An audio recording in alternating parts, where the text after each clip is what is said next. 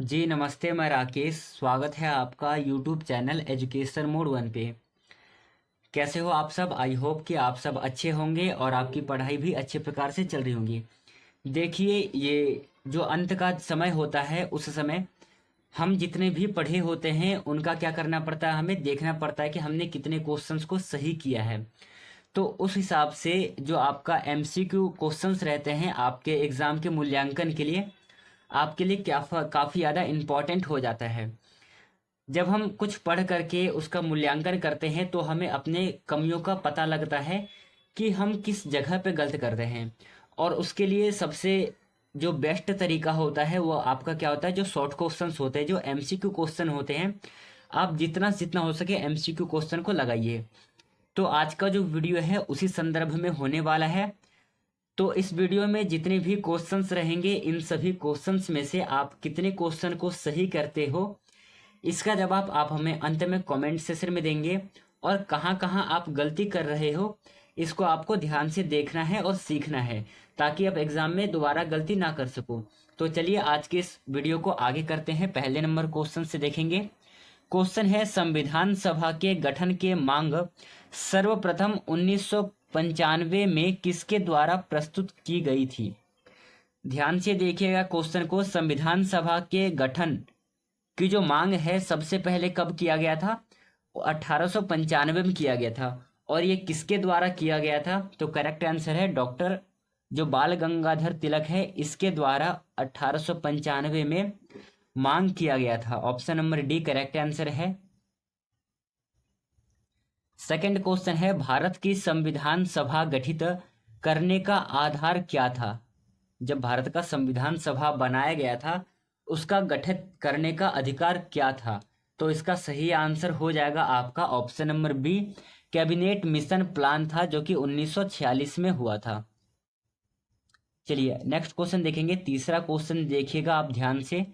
Third question है, भारत की संविधान सभा किसके द्वारा गठित की गई है? भारत का संविधान सभा किसके द्वारा गठित की गई है?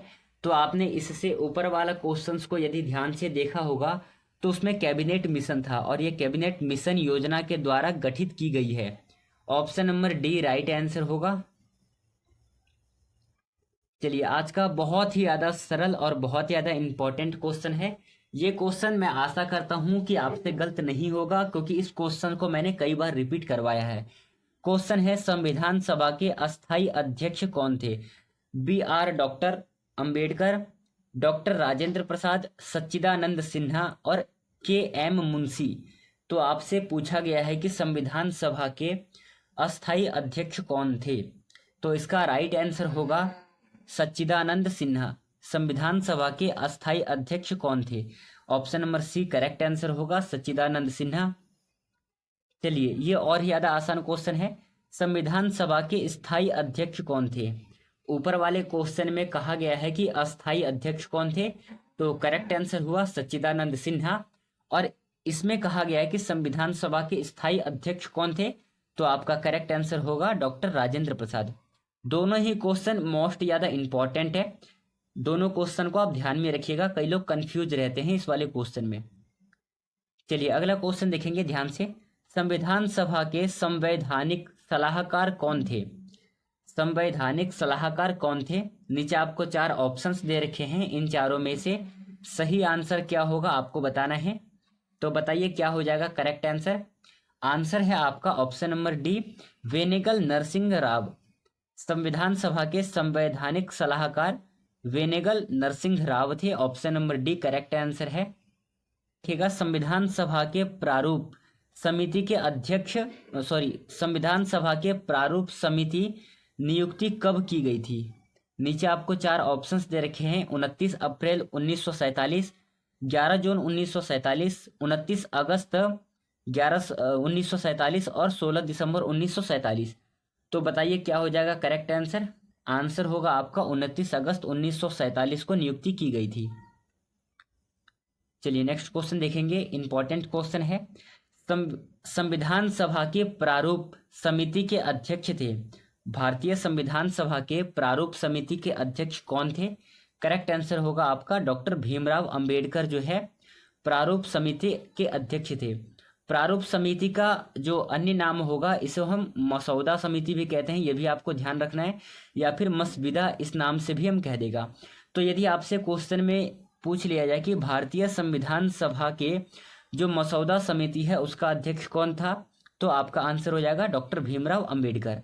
चाहे आपसे प्रारूप समिति पूछे चाहे मसौदा समिति पूछे, दोनों में से क्वेश्चन किस प्रकार भी घुमा फिरा करके आ सकता है, आपका आंसर होगा डॉक्टर अंबेडकर। ध्यान में रखिएगा आप क्वेश्चन को। चलिए अगला क्वेश्चन है, संविधान सभा के प्रारूप समिति के सदस्यों की संख्या कितनी थी? मतलब कि मसौदा समिति में कुल सदस्य कितने थे? तो इसका आंसर है, सही आंसर हो जाएगा ऑप्शन नंबर बी, मसौदा समिति में सदस्यों की संख्या थी 7, ऑप्शन। चलिए अगला क्वेश्चन है, संविधान की प्रारूप समिति के समक्ष प्रस्तावना का प्रस्ताव किसने रखा है? संविधान की प्रारूप समिति के समक्ष प्रस्तावना का प्रस्ताव किसने रखा है? तो नीचे आपको 4 ऑप्शंस दे रखे हैं, इन चारों में से बताइए क्या हो जाएगा सही आंसर। आंसर है option number D, Jawaharlal Nehru, बिल्कुल सही आंसर होगा। 11वां क्वेश्चन देखिएगा। 11वां क्वेश्चन है, संविधान सभा में उद्देश्य प्रस्ताव किसने प्रस्तुत किया था? तो बताइए क्या हो जाएगा सही आंसर। आंसर है 11वें नंबर क्वेश्चन का सी, जब। चलिए नेक्स्ट क्वेश्चन है, भारत के संविधान का निर्माता किसे माना जाता है? बहुत ही आसान क्वेश्चन है, इसे आप हवा में उड़ा दोगे। तो बताइए भारत के संविधान निर्माता किसे माना जाता है? करेक्ट आंसर है आपका option number B, doctor Bhimrao Ambedkar संविधान के निर्माता है। चलिए अगला क्वेश्चन को देखिएगा ध्यान से।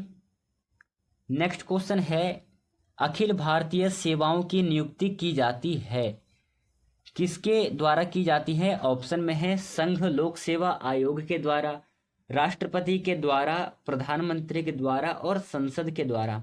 इसका आंसर होगा आपका ऑप्शन नंबर बी, राष्ट्रपति के द्वारा किया जाता है। नेक्स्ट क्वेश्चन है, सिविल सेवाओं का भारतीयकरण किया गया, कब किया गया और किसके द्वारा किया गया? तो सिविल सेवाओं का जो भारतीयकरण है वो किया गया था आपके ऑप्शन नंबर बी, लिटिन के द्वारा किया गया था। Option number B right answer होगा।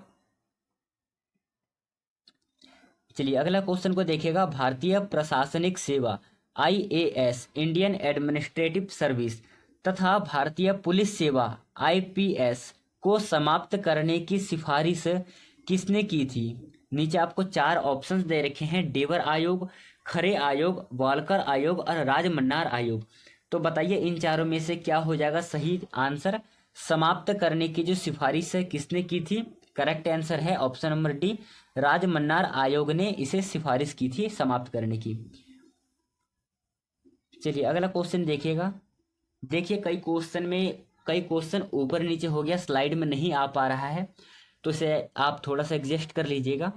क्वेश्चन में है, निम्नलिखित में से वह कौन सा देश है जिसने सिविल सेवा के प्रतियोगी परीक्षा सबसे पहले शुरू किया गया था? नीचे आपको ऑप्शंस में दे रखे हैं, ब्रिटेन, फ्रांस, चीन और अमेरिका।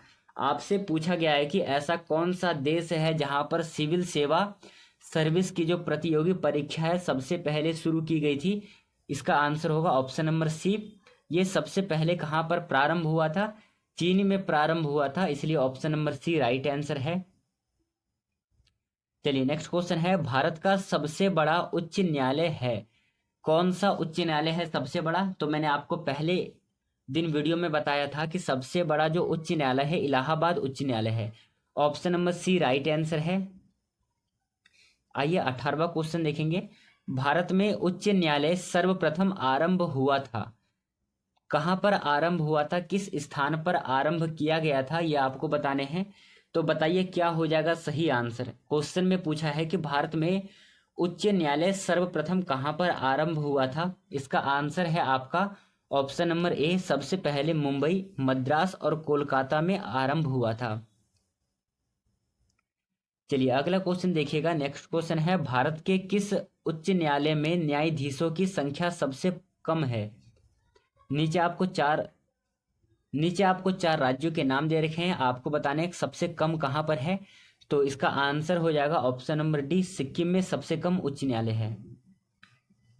आइए नेक्स्ट क्वेश्चन है, जैसे कि मैंने आपको बताया था कि अंत में जाते समय जितने भी क्वेश्चंस होंगे वीडियो में, आपने उन सभी क्वेश्चंस में से कितने क्वेश्चंस को सही किया है, इसका जवाब आप हमें कमेंट सेशन में देंगे। तो मैं विश्वास करता हूं कि आप लोगों ने जितने भी क्वेश्चंस किए होंगे उन सभी क्वेश्चंस का जवाब आप हमें ईमानदारी से